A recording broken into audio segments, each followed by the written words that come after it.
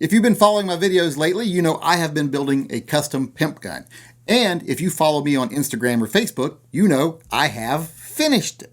Now, a lot of people are going to say, oh, to have that kind of gun, you better be wearing, like a fuzzy hat or a big gold chain or be black. And no, I'm not going to add blackface to this picture because even I'm not that stupid. But that's just not true. Stop being racist. Stop discriminating against me. There's no reason that a white, middle class, boring guy like myself can't be a pimp. So that being said, let's take an up-close look at my new pimp gun. Now, before we see it up close, let me remind you what it looked like when we first started. It was an Inox Italian-made Beretta 92. It was still a good-looking gun, but it had a lot of cosmetic flaws. It had been carried a lot, and it was showing its age. And this is what it looks like now. And before we go any further, I just want to say, no, I didn't just happen to be wearing rubber gloves before I filmed this video. That's weird and strange. Plus, these don't go up nearly far enough for that. So I put these on so I wouldn't get this too fingerprinty while we're doing the video. It's already getting cat hair on it, as you can see on the slide there. It seems like guns have the exact opposite electrical charge as cat hair because they are immediately attracted to it. But I'll still try to show you everything here while keeping it as clean as possible. First off, let's talk about the grips. These are a faux pearl grip from Hogue. Hogue is where I got these grips. I got black and I got white. I think I like the white on it a lot better. So the grips are from Hogue. And the grip screws, as you can see them right there, the grip screws are from Wicked Grips. And the stone in them is a green opal. Now, I kind of wish now I had gotten an amber stone because I didn't want to do gold screws because that was just too much gold in my opinion. And plus I needed something to tie in the polished stainless slide with the lower part of the gun. So I went with the polished stainless grip screws and I put a green element in there with the opals. I kind of wish I would have went with amber or a yellow diamond and I might change that. But for now, those look pretty good. Now, I don't know how well the gold controls are going to show up on camera here. In some of the pictures and videos I've seen so far, they kind of just look like they're a flat gold color like Cerakote, but they are not. They actually look like real gold. These are titanium nitride coated.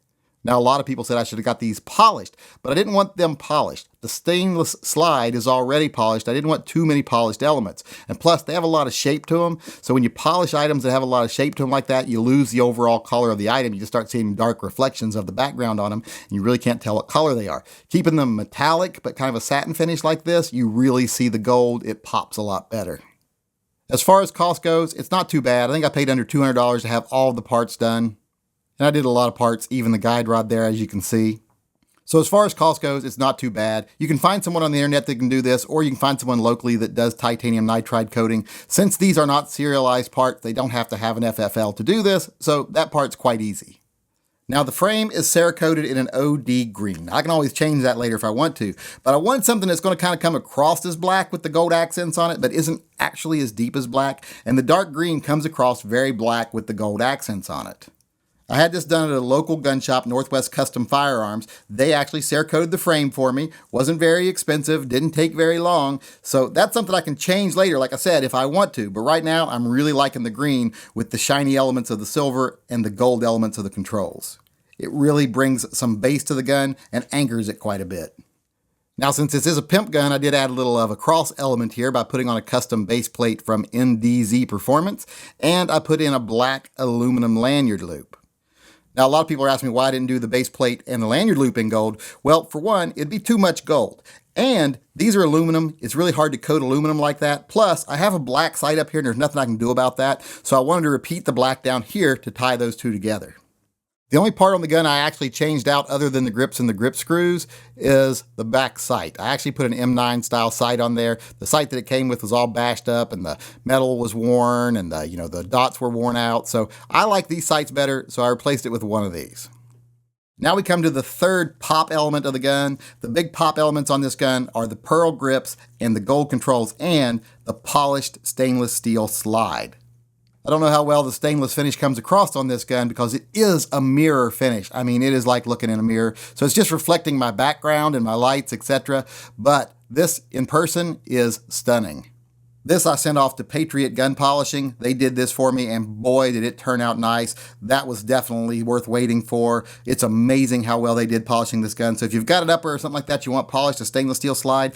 This is also not an actual gun part since it's not serialized. So it's real easy to send off and get back. You just do it through the mail. Nothing's needed. They don't need to have an FFL or anything like that. And plus, like I said, they did an amazing job. So if you want to get something polished, I would contact Patriot Gun Polishing over on Instagram.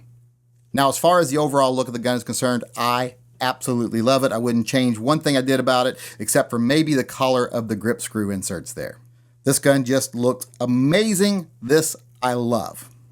And I am amazed at how many other people love it. About 90% of the responses I'm getting so far are very positive. You know, there's 10% that hate it, and they think because they hate it, it's bad because, oh, if I don't like it, it isn't possibly any good. Of course, if you paint a house anything other than white, you're going to get a lot of people that love it and a lot of people that hate it, depending on what the ratio is whether it's a good color or not, or whether most people are going to like it, etc.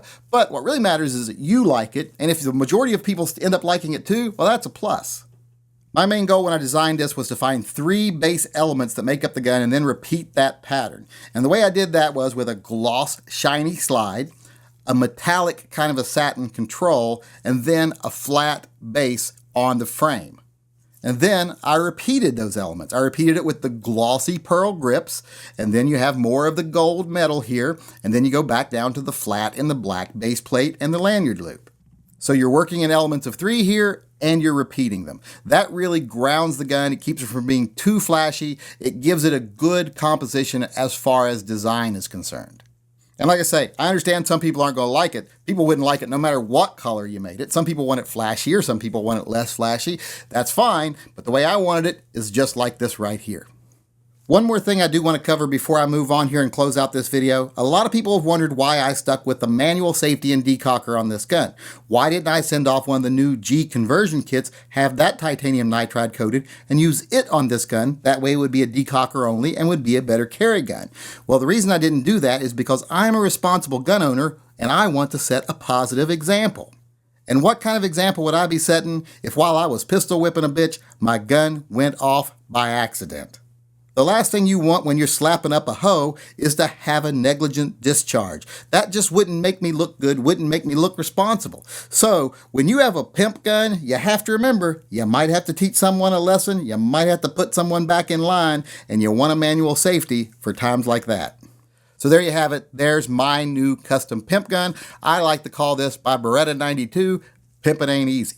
So if you want to build your own pimp gun, go ahead and do it. Make it the way you like it, as flashy as you want it or as subdued as you want it, whatever you want. Doesn't matter how you do your pimp gun, it's all up to you. What matters is that if you're going to be a pimp, you have the proper gun.